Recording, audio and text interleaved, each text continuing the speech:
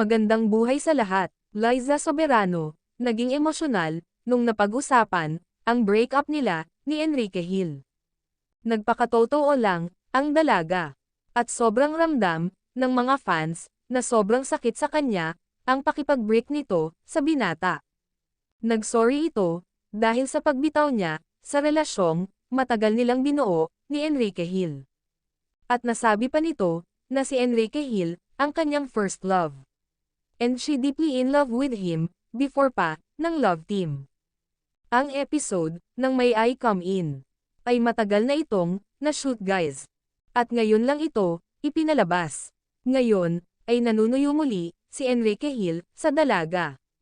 Ang inaantay ni Enrique Hill, ang paghil ng dalaga, sa trauma, na dinanas nito, noon pa.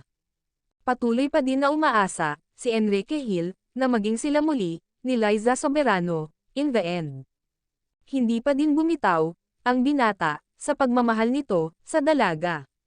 Panahon na lang, ang makakapagsabi sa lahat, kung ano ang ending, ng Lizken. Linawin lang natin guys, bumitaw si Liza Soberano. At pinili muna nito, ang kanyang sarili.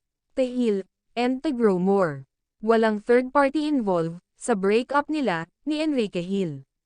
Nagpasalamat din, ang Lizken fans, sa pagsabi ng katotohanan, ni Liza Soberano. Panatag na ang loob, ng Lizken fans.